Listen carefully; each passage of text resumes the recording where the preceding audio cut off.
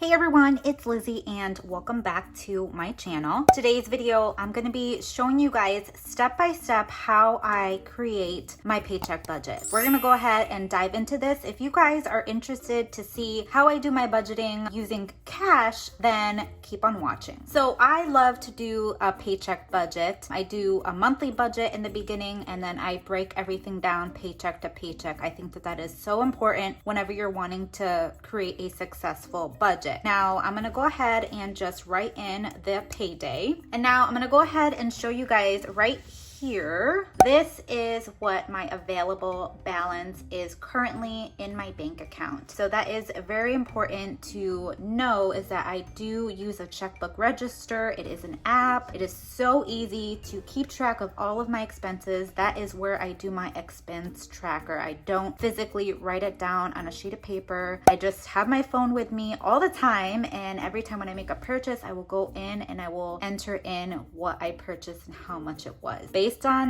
that screenshot that you saw, I have $54.46 available. Now the paycheck amount is $1205.39. So now calculating the total income, and this is the number that you're going to use to break all of your expenses down, and I'll show you that in just a minute. So now we're going to go ahead and add up our beginning balance and then also the paycheck amount. So it's 54.46 plus 1205.39. So that gives us a total income of 1259.85.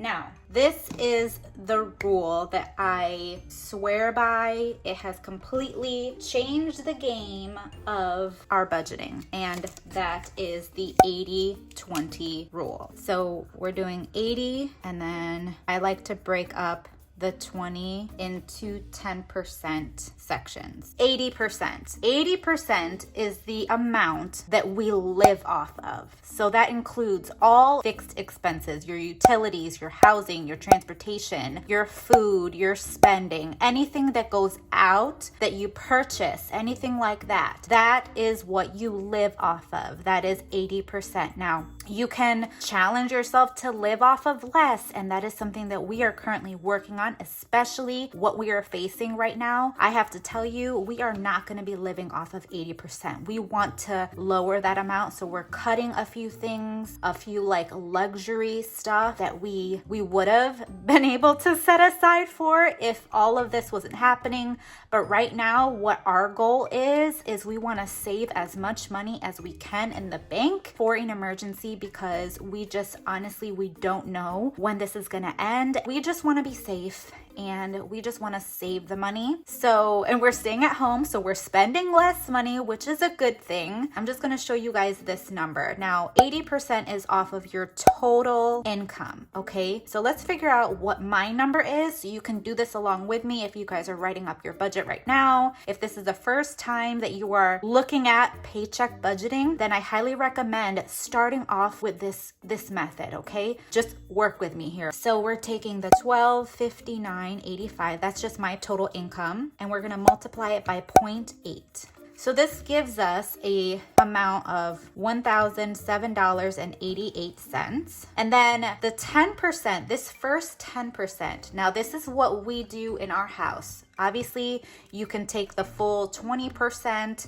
You can use that all towards debt payment, or you can put it all towards savings, or you could just do whatever you want with that remaining 20%. I take the first 10% of that and I do tithe. So we take 10% of what our income is. So what our physical paycheck amount that we see enter into our bank account. Now, I'm not going to get debating upon, should I base it off of my gross? Should I base it off of your net? Honestly, just do whatever works for you. We do it based on what I see coming into my account. So that is this amount, $1205.39. So just looking at that number, I know it's $121. I like to round it up for this part.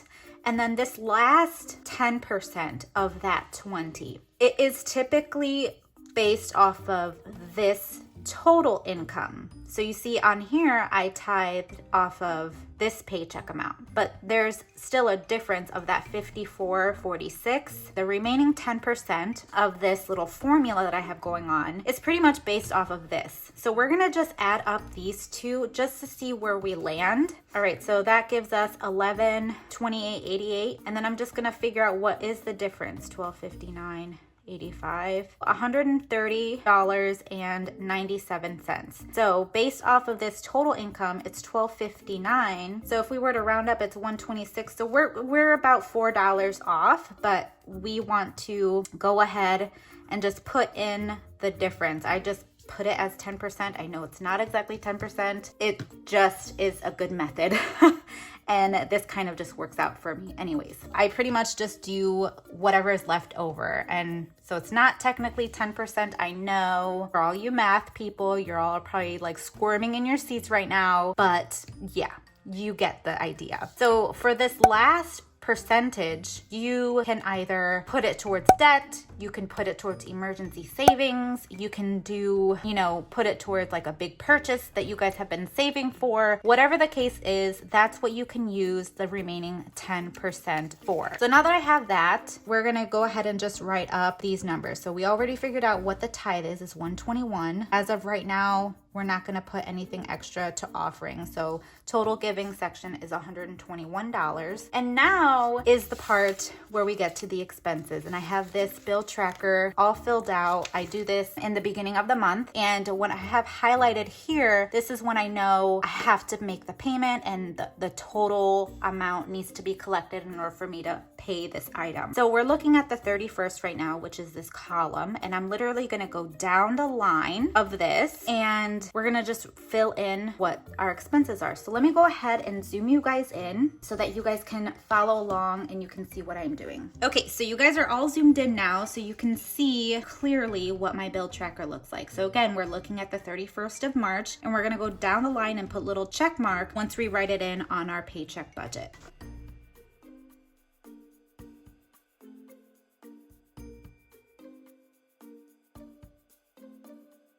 So this highlighted box means that I have completed the entire amount due, so I know I can go ahead and pay my homeowners associations. And now let's just continue on with our bills. Okay, so that is it for our fixed expenses. And I did add a line down here, and that is for groceries. I thought that that was important, and let me show you why. I'm gonna switch over to April's calendar view, so that way you guys can kind of see where my mindset is and why I'm doing what I'm doing. So we are currently on the last day of March, which is Tuesday. And I can see really clearly when all of my bills are due and when my paydays are. So I got paid here. We're gonna receive another pay this Thursday, which is right here. And then we'll be a week without receiving pay. And then almost half of a week that we won't receive a pay. So with this bill tracker, you can add in any of those variable expenses, like for different cash envelopes, if you want to. So for this, I thought it would be a good idea for me to write in groceries and track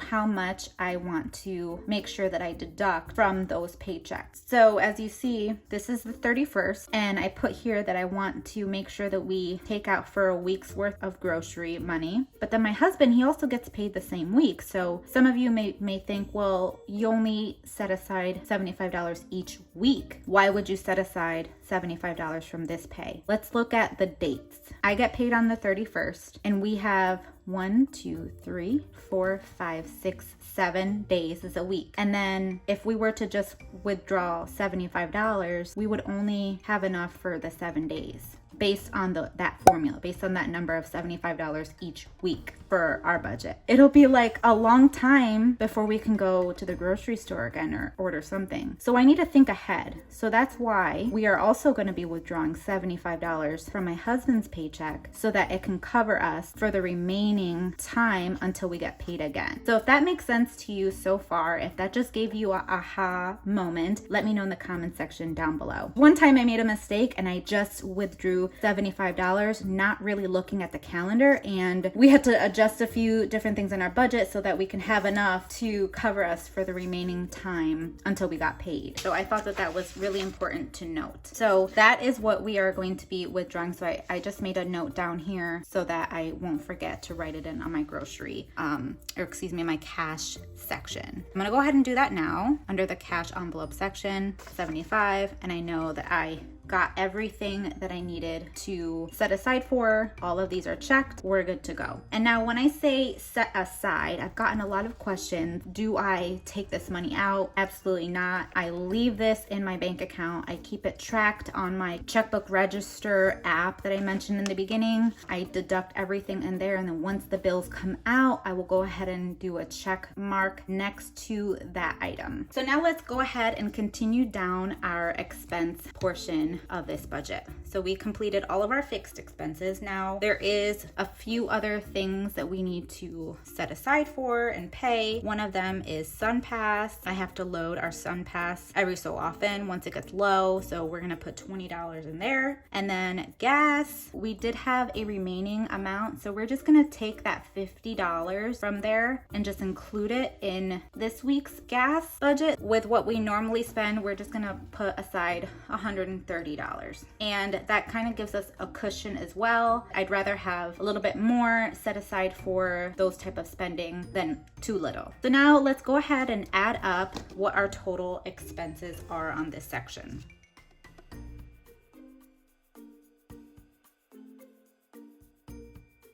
All right, total expenses on this section is $683.31. Let's see what we have remaining. So it's taking our total income, $1,259.85, minus the giving, $121, and then minus $683.31. So that leaves us with $455.54, and that is what we have to work with for our budget. So now what I mentioned to you is that we can use this formula to see that we have $1,007 that we can budget out for all of our spending. That includes our bills, that includes any of our cash spending, any electronic payments for ordering things online, whatever the case is. That's what I recommend for starting off in a budget. And then you can always bring this percentage down to 70% or 60%, challenge yourself, but we do it based on 80%. Now for this paycheck, we are going to be doing a little bit less than living on 80%. So you'll see that how we are working these numbers. And I had a conversation, I was going through text with my husband to say, hey, we have this amount of money left over. Where should we put it? What should we do? What do you think? And this is based on my every dollar. We have a few dollars to be able to put toward like car maintenance and medical and all of those things. So those are already accounted for, and I'll go ahead and write that in. But then we decided that since we are home, and honestly, I have to be real, I do not want to be cooking all the time at home. We sometimes like to go out or whatnot. So that is something that we're going to include in this paycheck budget because we have the funds for it. So these are the cash envelopes that we're budgeting for. Groceries is the first one. Car maintenance, we're just putting $10. And then eating out, we're gonna be putting $50 from this paycheck to do like Grubhub and Uber Eats or whatever. Maybe go through the drive-through and just treat ourselves because it's been a tough time, guys. Let me know what are the apps that you use for doing like your home delivery. I've never used Uber Eats. I've never used any of those delivery. So yeah, let me know what you suggest for food, like actually cooked food. What do you use? Let me know. And then the last cash envelope is our medical, because we are still going to be seeing the doctor for our whole infertility stuff. Our results appointment had been pushed back just due to all that's been going on in the world. So we still don't know results of a particular test that we did, which is a little frustrating, but it's okay. We'll make it through. Medical is $30 that based on my every dollar, that's what I had budgeted for, and we're sticking with it. So $30 is what we are taking. Now let's go ahead and just add up this section. So 165 is the total for this cash envelope section. Now I have to run to the bank and do the withdrawal. So let's see what cash denominations I need to ask for when I make up the withdrawal. So for groceries, we're doing 75. So we want 50, 75. Car maintenance, we want 10. Eating out, we don't want a $50 bill, right? So we're probably do like maybe 20, 2 20s and a 10, 20, 40, 50. And then for medical, we'll do 20 and 30. So that's one $50 bill, 4 20s, 3 10s, and 1 5. So now let's see how much we have remaining. We'll take this remaining amount up here, 455, 54, and we're gonna subtract that total cash that we just came up with, 165. So that leaves us with a remaining amount of 290.54. So based on the conversation that I just had with you guys about what our current goal is based on everything that is happening in the world, we feel that it's super important to have more than enough in an emergency fund in your savings, because times are unpredictable. We don't know what is going to happen or whatnot. So I'd rather have more if I'm able to save more than not enough. And so anything that you can do, and I know that a lot of you, I've gotten a lot of messages saying your hours have been cut or you're not able to work at this time. And I'm so sorry for you. But I do know that there are options, supermarkets and different places that I've seen that they are hiring right now, and they're actually paying a decent amount. So I would check on those resources and those locations to see if you're able to gain an income that way. So for us right now, we are just gonna apply anything remaining to our emergency fund. So that is going right in here, 290.54, and nothing extra right now is gonna be towards debt. So I'm just gonna put a line through that, and that leaves us with a remaining balance of 0. So we budget every single dollar in our bank account, and from our budget, we go ahead and we do a budget for that. We just make sure that every single dollar is accounted for and has a place. So now I'm gonna go ahead and rush over to the bank, and we'll go ahead and stuff the cash envelopes. So I just came from the bank. I wrote up a little post-it of what I wanted for the denominations. And now let me just go ahead and get this cash in order. I have my cash, I have my wallet, and let me get the other pouch. So I have my pouch here too. So I'm gonna start with the ones that are currently in my wallet, and that is groceries, eating out, and medical. So eating out is here. I'll just start with this one first. This one is getting 50, and we said that we were gonna do 2 20s and a 10 for that. So I'll go ahead and I'll put that in this envelope. We have not really been putting money in our eating out envelope in quite some time, so this will be nice. And then our grocery envelope is the next one, and that is getting 75. So there's the 75, and this just goes right on in here. Okay, and then our medical, which is right here, is getting 30. We have 48 in here.